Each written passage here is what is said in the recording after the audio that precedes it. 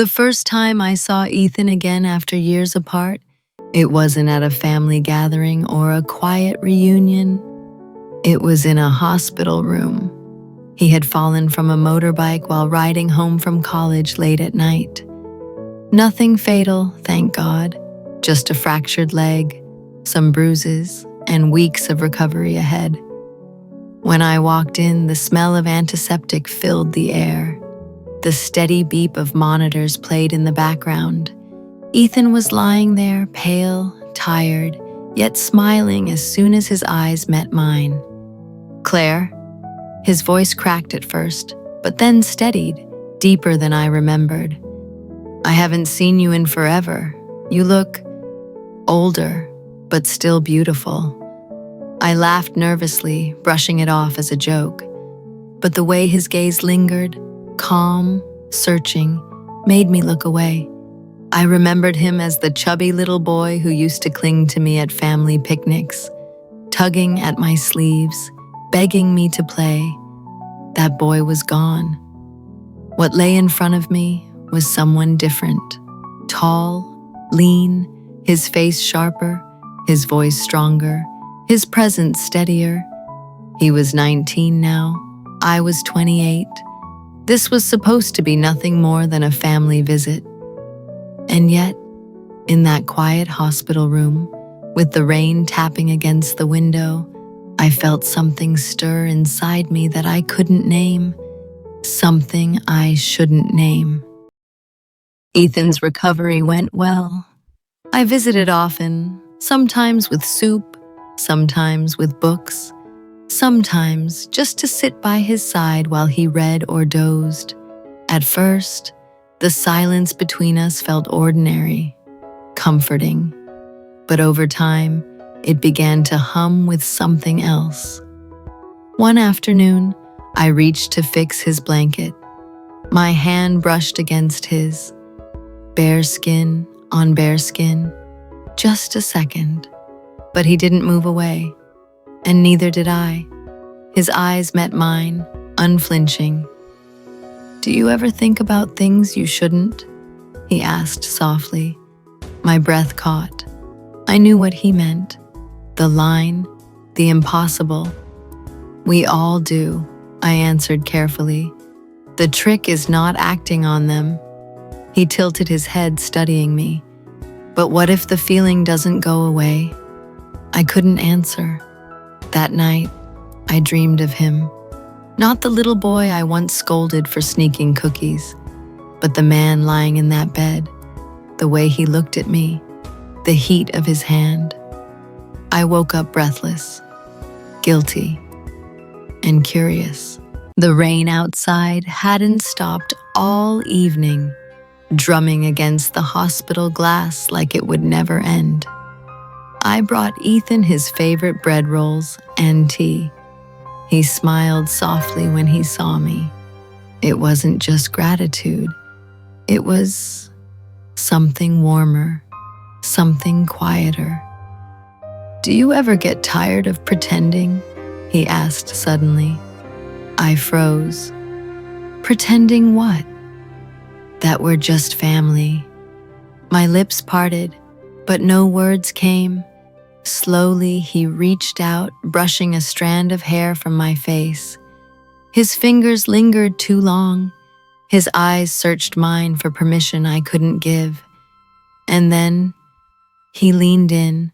Our lips met, barely, a whisper of a kiss, gentle, unsure, but real. I pulled away, breath shaking. "Ethan, I'm sorry," he whispered quickly. "No," my voice cracked. I wanted to, but we can't." He didn't argue. He only lowered his gaze. We didn't speak for the rest of the evening, but something had cracked open, and we both knew it. The next day, I came earlier than usual, maybe to prove something, to him or to myself. Ethan was awake, waiting. His eyes softened when he saw me. "I thought you might not come," he said quietly. "I almost didn't," I admitted. But here I am. We sat in silence, the hum of the hospital filling the space between us. "About last night," he began. "I don't regret it." My chest tightened. "Neither do I."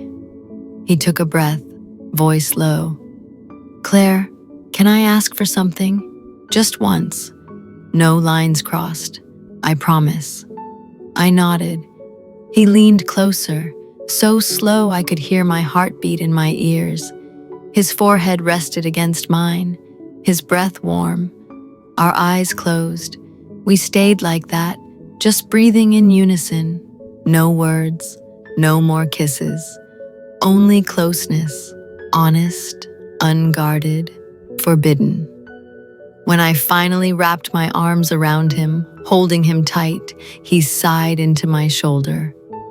"That was enough," he murmured, but we both knew it wasn't. The hospital was quiet that night, too quiet. Just the low hum of fluorescent lights and the distant echo of a cart rolling down the corridor. Ethan's room was half lit, a single lamp spilling a golden circle across the floor, softening the edges of everything. He sat on the bed, leaning against the pillows, eyes following me as I stood by the window. I should have left. I should have said goodnight, but my feet refused to move. "If tonight is the last night," he said softly, "could we stop pretending? Just for a little while." I turned, heart pounding. His gaze wasn't the gaze of a boy anymore. It was steady, certain, full of something he wasn't supposed to feel. I didn't answer. Instead, I walked back slowly until I stood right in front of him. The silence was thick, like air before a storm. Then his hand reached for mine, hesitant at first, then firmer when I didn't pull away. The warmth of his palm sent a shiver up my arm. I leaned down. Our lips touched, this time not a fleeting whisper, but a slow, deliberate kiss. His breath mixed with mine, uneven, quickening. My hand slid into his hair, soft, trembling between control and surrender. His fingers traced the line of my arm, then the curve of my back, holding me closer, as though afraid I would vanish. The kiss deepened. Our bodies pressed together, no space left between us. Fabric shifted, layers giving way, his hospital gown slipping from his shoulder, my cardigan falling forgotten on the chair. Every movement was unhurried, as if we were memorizing each second. His lips found the hollow of my neck, lingering there, and I gasped, clutching his shirt. The sound seemed to echo in the small room, too loud, too dangerous, but neither of us stopped. I laid beside him, and the thin hospital sheets tangled around our legs. We didn't rush. It wasn't about that. It was about the weight of his body against mine, the way his hand brushed along my side with reverence, the way he whispered my name like it was both a question and a prayer. We didn't cross the final line.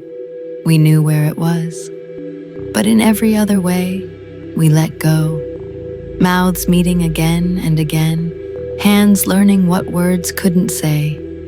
Time blurred, minutes, maybe hours, only the sound of our breathing, the steady rhythm of hearts colliding.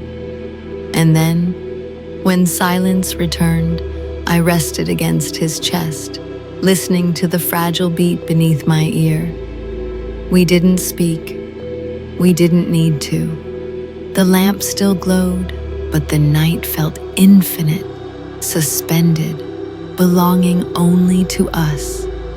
By the time dawn hinted at the window, I had already slipped away, cardigan back on, scarf around my neck, hiding the faint trace of what we had done. No note, no promises, just a truth that burned in both of us.